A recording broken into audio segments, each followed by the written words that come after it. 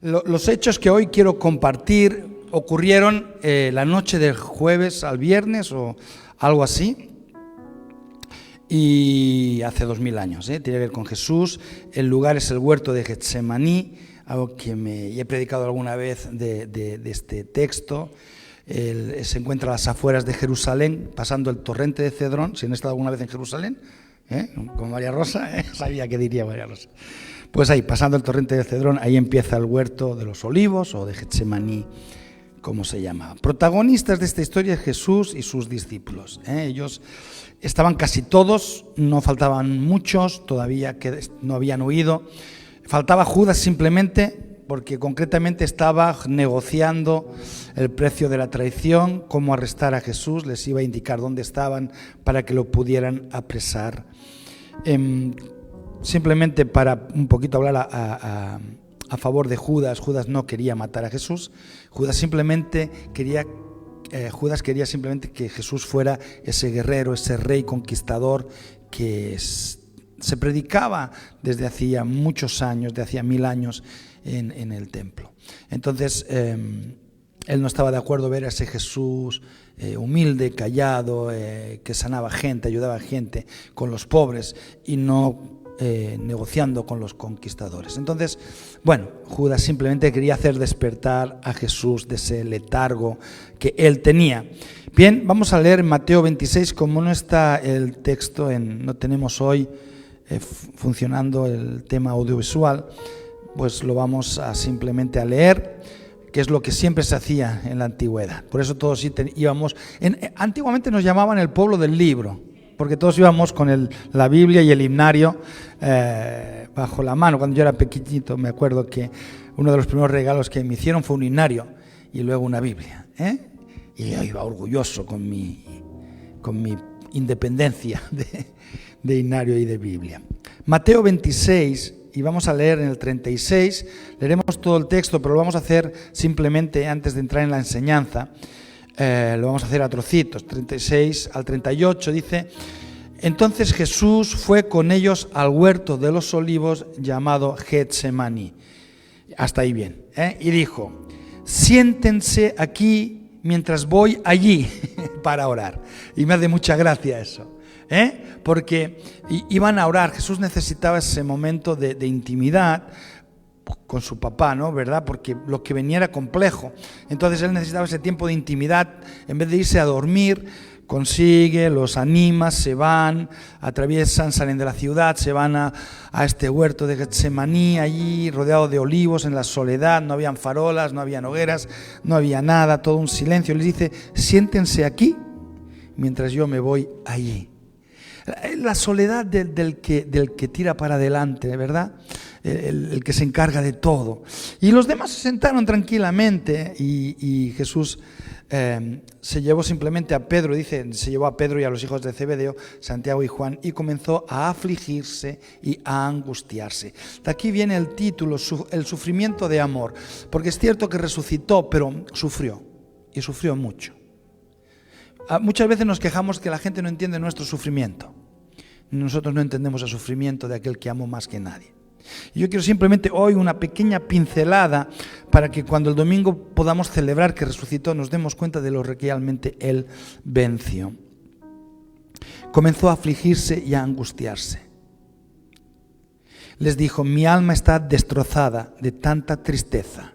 ¿Estaba Jesús alegre? Era el superdios todopoderoso, el como lo pintan, el niño pequeñito, sonriente. No, fue un hombre, ¿verdad? Porque Dios se vistió de hombre, pero con todo, con sentimientos, con dolores, con terminaciones nerviosas, con sentimientos, con las traiciones que estaba viviendo. Dice que estaba tremendamente afligido y angustiado. Era lo que tocaba. Nadie puede soportar una presión de este tipo. Durante 3 años dando lo mejor, bendiciendo a la gente, y ahora lo quieren matar. No tiene mucho sentido. Nosotros por mucho menos perdemos la razón, ¿verdad? Por mucho menos nos ponemos a gritar, por mucho menos damos golpes, por mucho menos la gente, ¿verdad?, tiene que tomar antidepresivos. Les dijo: mi alma está destrozada de tanta tristeza hasta el punto de la muerte. Hoy lo llamaríamos esto como una opresión destructiva, ¿no? una frustración tremenda, un estrés postraumático.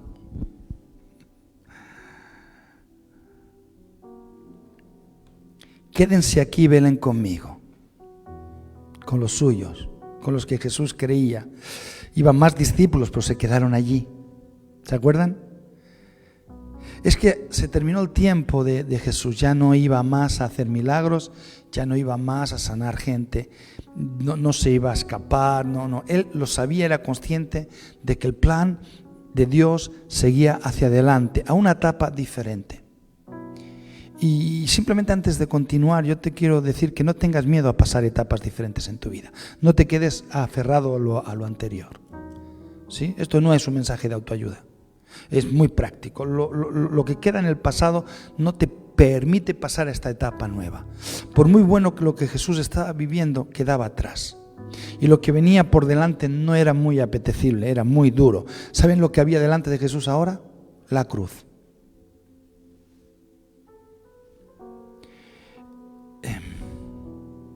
Bueno, menos mal que en este momento no estaba del todo solo, ¿no? Ahí estaba Pedro y toda esta gente. Y cuando uno tiene que tomar decisiones, cuando uno tiene que hacer este rito de paso entre una cosa y la otra, necesita un poco de soledad, necesita el huerto de los olivos, necesita Getsemaní. Getsemaní, ya lo sabéis, pero significa molino. Getsemaní se llamaba porque allí había en medio del huerto una piedra grande, redonda, donde se hacía girar y se ponían las aceitunas, las olivas y se hacía aceite. Entonces, era el lugar donde se machacaba las aceitunas para sacar lo mejor, que era el aceite. Y de alguna manera fue el lugar para Jesús donde fue machacado para que saliera lo mejor de él.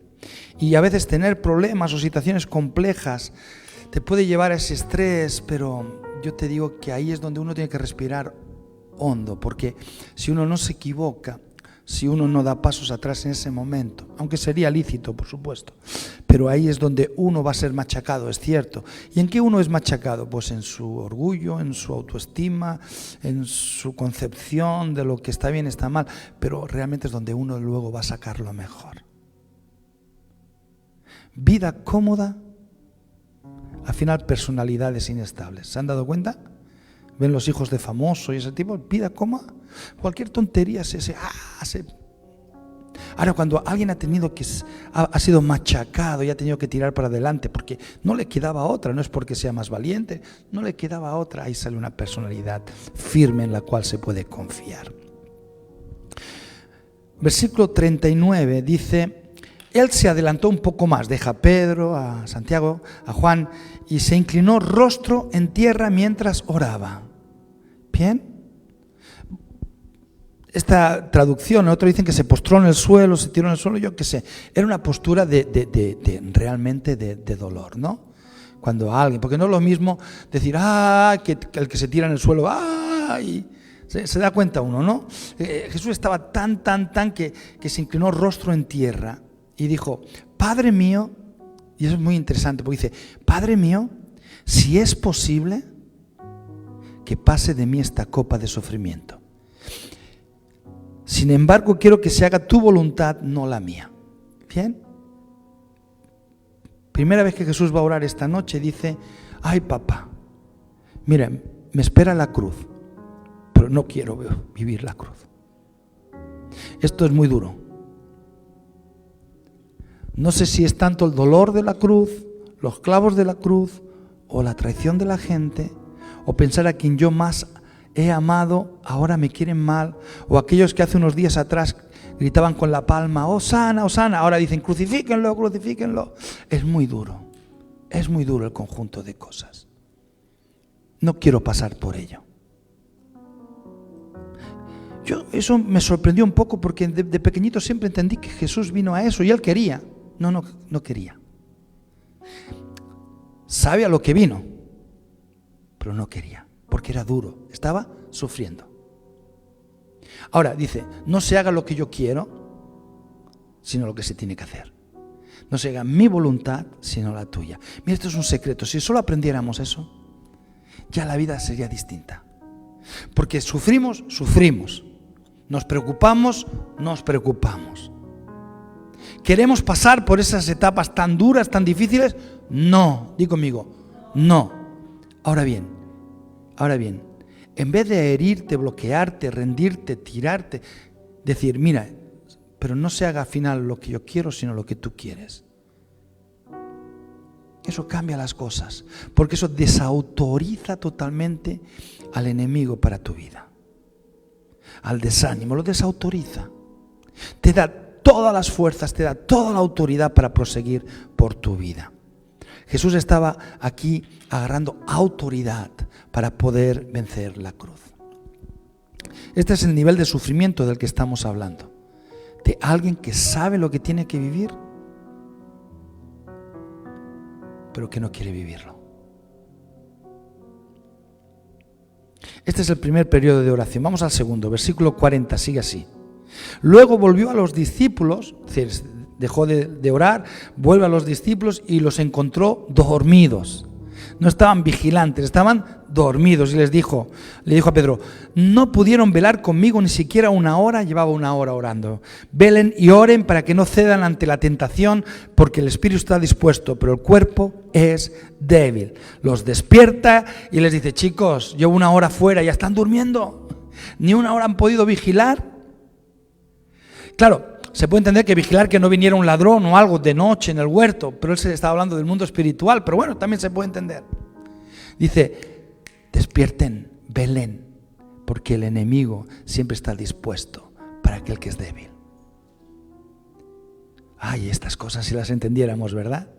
Porque hay gente que se aferra a su debilidad, ¿no? Ay, pobrecito de mí, ay, pobrecito de mí. ¿Y por qué? Porque buscan dar pena, porque les resultó un tiempo, porque consiguen el cariño. Y pobre, ¿cómo lo vamos a querer? Y miren, ahí va el enemigo. Está dispuesto a devorar a ese. Es presa fácil. Por eso cuando entre paréntesis una persona te viene y saben que yo eso lo aconsejo y te dice, ay, qué mal vivo, claro que sí, acarícienle, díganle, pobrecito, cuenta conmigo. Pero si viene al cabo de 2 días y dicen, ay, qué mal vivo, bueno, pobrecito, pero si al cabo de tiempo sigue diciendo, ay, qué mal vivo, di, bueno, chico, vives mal, no, vives lo que quieres vivir. Y uno dice, pero eso es muy duro, pastor. No es duro, duro es vivir así. La gente se aferra a su debilidad, ¿verdad? Y de eso somos ya especialistas en el comedor social, no de ver gente así. Después de despertarlos, versículo 42, dice, entonces Jesús los dejó por segunda vez y volvió a orar. Padre mío, si no es posible que pase esta copa, a menos que yo la beba, entonces hágase tu voluntad.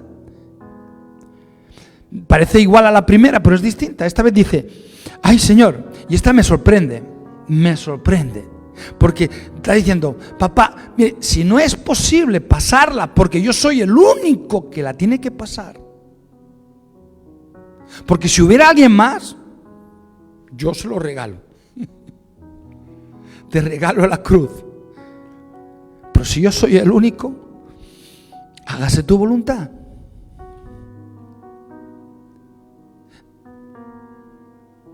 No quiere vivir lo que viene, pero empieza a machacarse sus fuerzas, sus argumentos, sus miedos, sus excusas. Ya sé que estamos hablando de Jesús y eso podría resultar, alguno podría decir, bueno, y se graba y se ve por internet, y uno puede decir, herejía.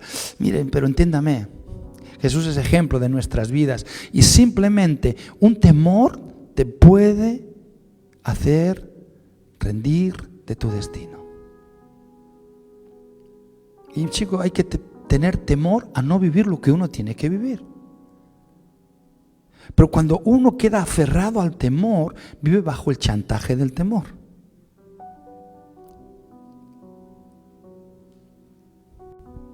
Ahí Jesús empezaba a vencer cualquier tipo de temor. Vuelve a regresar a su ejército. Versículo 44, ahí está su ejército, durmiendo. Así que se fue. Esta vez ya no los despierta porque ya dice, ¿para qué? Se vuelve otra vez a orar por tercera vez y repite lo mismo. Para Jesús había preparado la cruz, porque dice, porque de tal manera amó Dios al mundo que envió a su Hijo a morir por cada uno de nosotros. Es un amor, pero es un amor sufrido porque lo estaba pasando mal. La cruz nunca fue, no se pone en los folletos de turismo, ¿no? No es muy... Los sermones sobre cruz no tienen mucho, ¿cómo se dice? Tienen muchos seguidores. La gente quiere escuchar que le va a ir bien, que Dios lo perdona todo, pero no es verdad. Cuando Jesús entiende de que ya está, la cruz su Getsemaní fue cumplido, es decir, ya estaba machacado y empezaba a dar lo mejor. Versículo 45 dice, luego se acercó a sus discípulos y les dijo, adelante, duerman y descansen. Ya está, ¿para qué? Sigan durmiendo y descansando, pero miren, ha llegado la hora y el Hijo del Hombre es traicionado y entregado en manos de pecadores. Levántense, vamos, miren al que me traicionó, ya está aquí. Y el sufrimiento de amor que digo yo quería hoy compartir, y ahí voy ya terminando, porque si no me alargo, pero viene dado por ese Getsemaní que tenemos que pasar todos, de alguna manera, porque eso nos sirve de ejemplo. Un libro de autoayuda te diría, y en 3 pasos usted consiga, y para aquí, y en 7 maneras de hacerse rico, todo ese tipo de cosas. Pero Jesús nunca te dijo que evitaras el sufrimiento, sino que lo vencieras, ¿no? Claro, pedir que Dios nos libre de los problemas está bien. En este caso no le es concedido a Jesús. El segundo punto dice, bueno, pues que lo pase otro, pero me parece que va a ser que no. Hasta ahí bien. La tercera vez uno entiende, acepta y sigue. Y bueno, creo que tiene mucho que ver con nuestra vida en esta tarde, ¿no? Dios nos ha llamado, nos ha escogido para vivir cosas y no hablo siempre son grandes cosas, pero claro, eso nos lleva a situaciones complejas en las que no entendemos, en las que no queremos pasar. Por ejemplo, si una persona tiene problemas con, yo qué sé, perdónenme ejemplos si alguien se siente señalado, no es verdad, ¿no? Pero por ejemplo, alguien que tiene problemas con su familia y sabe que tiene que pedir perdón, pero no quiere porque se duele por su orgullo, ¿qué pensarán? Pensarán que soy un flojo, no sé, cualquier cosa. Y viene Jesús y te dice, tienes que pedir perdón. Y ahí empieza una lucha porque es una lucha. Tenemos que pasar nuestro Getsemaní, no va a ser de cualquier manera esto. Y es una lucha en la cual decimos al Señor, yo te he entendido, amén, por tu palabra, 70 veces 7 perdonaré, yo quiero perdonar, pero, pasa de mí esto. Yo no quiero presentarme allí, pom, soy yo, vengo a pedir perdón, y no quiero que pase esa vergüenza. Y de ahí podemos poner 1000 ejemplos, ¿no? ¿Se dan cuenta lo que quiero decir? Son capaces de poner su propia experiencia en esto, ¿no? El que robó, devolver lo robado. El que mintió, desvelar la mentira. 1000 cosas que pensarán de mí. Pero el plan de Dios sobre tu vida vale más que todo eso. Y entonces es ahí en ese momento uno tiene que pensar, ¿vale la pena aferrarme a mi calidad de vida, por decirlo de una manera, a mi autoestima, en vez de creer el plan de Dios sobre mi vida? Y ahí es donde Jesús nos enseñó que dijo, pero hágase tu voluntad y no la mía. Y ahí nos falta, porque esa lucha cuesta mucho. En esa lucha empezamos a sentir la rueda del Getsemaní, esa rueda, ese molino que va cha, rompiendo argumentos, rompiendo excusas, rompiendo lo que me enseñaron de pequeño. Palabras que nos dijeron. Hoy con mi esposa hacemos 38 años, no, 36 años, ¿no? Ya no me acuerdo, ya, tantos años, que empezamos a salir, ¿eh? No es una, pero nos hizo gracia, porque una de las primeras cosas que recibimos fue de gente de iglesia que nos dijo: ustedes no durarán. Y yo pensé, digo, y eso nos dolió, porque ¿y esta gente de qué va? ¿Quién les ha dado permiso para? Y son palabras que calan, que destruyen a jovencitos, pero que algún día uno tiene que destruir, tiene que borrar de alguna manera, tiene que dejar que el molino de ese Getsemaní, ¿verdad? Para decir, bueno, pero no se hágalo como yo pienso.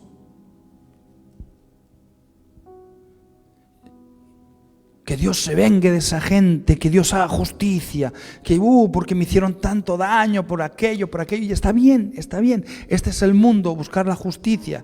Hay gente que está buscando justicia de hace 80 años atrás, de gente de otra generación que vivió una guerra, y yo lo entiendo, qué bien, yo no estoy en contra de eso, pero simplemente si eso te hace aferrarte a una vieja manera de dolerte, ese sufrimiento no te lleva a ningún lugar. Pero cuando uno empieza a sufrir el Getsemaní, es un sufrimiento de amor que te permite levantarte y te permite mejorar en tu vida. ¿Me estás entendiendo o no? Amén. Y a veces es difícil como pastor hablar así con ejemplos y dándole vueltas a las cosas, porque yo sería más práctico. Yo diría, ¿por qué tú? Pero no funciona así. No funciona así.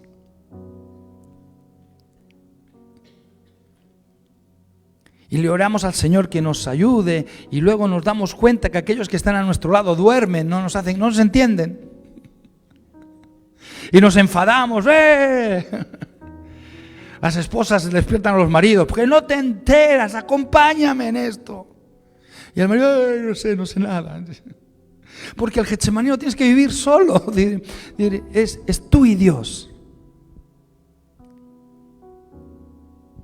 En vez de expresar tus miedos a tu marido o a tu esposa o a tus hijos, que está bien, a todos nos pasa.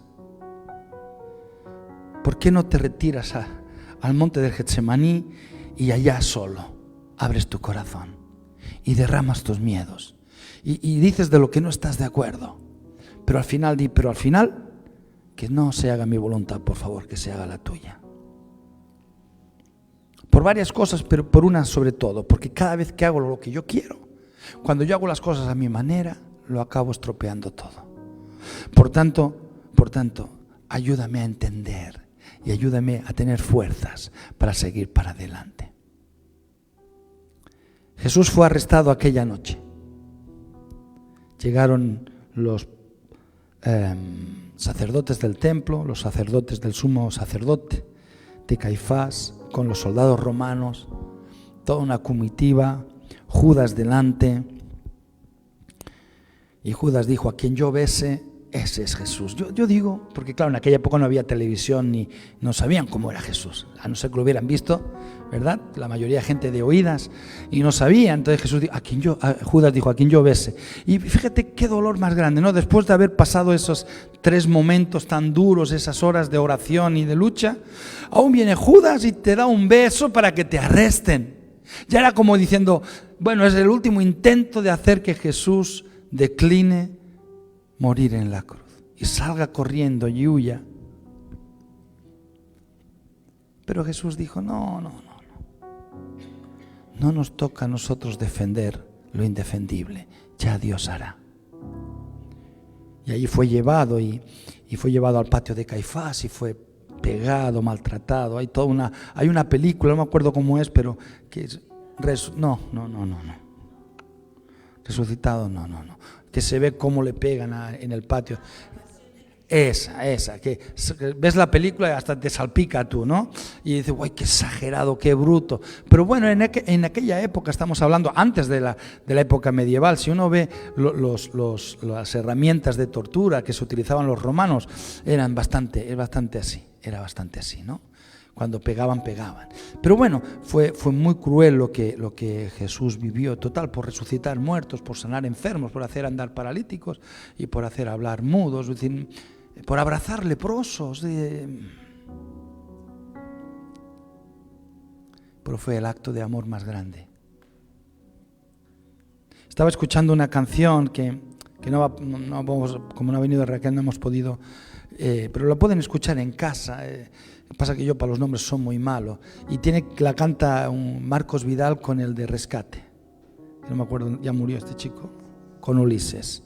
Y en la letra hay algo muy bueno porque dice, es típico de la poesía de Marcos Vidal, ¿no? Y dice que, por ejemplo, que Velázquez pintó las meninas y que alguien algún día a lo mejor podrá pintar unas meninas parecidas. O habla de la Capilla Sixtina, pero que alguien podría y vendieron. Y en sus escritos nunca muestran debilidad. Y Jesús dijo cosas como: yo no quiero vivir esto. Para que hoy usted y yo podamos aprender que ser humano es normal, que dudar es normal, tener debilidades es normal, pero cuando uno confía en la voluntad de Dios, todo es posible. Amén. Amén. Pónganse en pie porque oro y terminamos sobre esto. Y simplemente quiero que medite y que vea este tiempo como Jesús, realmente el personaje que es. Digno de ser estudiado, digno de ser observado, digno de aprender de Él. El mundo, el simplista es el mundo que lo están relegando a nada, pero Jesús es Jesús. Jesús es Jesús. Vamos a cerrar los ojos, ¿sí? Amén. Amén. O sea, vamos a respetar la cámara, no importa. Pero podemos seguir orando. Dios es bueno. Papá, hemos simplemente predicado o enseñado sobre este tramo de la historia. Nos queda lejos y a veces no entendemos del todo todos los verdaderos motivos, detalles. Pero cuando profundizamos un poquito, cuando simplemente rascamos un poquito en tu palabra, nos damos cuenta de todo lo intenso que Jesús vivió en aquellos momentos. Simplemente para que hoy nosotros podamos entender y poder vivir intensamente. No dejarnos manipular por los temores. Que no es tan malo ser triturado por esa piedra de molino. Al contrario, Señor, que es allí donde realmente podemos descubrir lo mejor de nuestra vida. El aceite, la unción. Que es cierto que a Jesús le esperaba la cruz y que puede ser que a nosotros nos esperen algún tipo de cruz, no lo sé, Señor, pero ¿qué vamos a hacer? No es lo que queremos, no es lo que diseñamos, no es lo que imaginamos, no son las fantasías que creamos, es tu voluntad y eso, Padre, nos ayuda a entender que es lo mejor para nuestra vida. El que nos demostró que se puede vencer, nos llama victoria. El que demostró que se podía pasar por una cruz sin perder la identidad, ni el sentido, ni el amor, nos pide que seamos capaces de vivir rompiendo con todo aquello que nos frustra, nos duele, nos hiere, nos detiene. Que no nos rindamos tan fácilmente, sino, papá, que realmente podamos entender y que después de esos momentos de Getsemaní poder decir, pero Señor, yo quiero hacer tu voluntad, tu perfecta voluntad en mi vida. Y luego pasará lo que pasará, pero realmente, Señor, tu palabra promete que somos más que vencedores en Cristo Jesús. Y nos aferramos a esa palabra. en tu nombre. Gracias por este tiempo, gracias Señor por poder compartir. Gracias, te amamos. A ti sea la gloria y la honra en el nombre del Señor Jesús. Amén. Amén.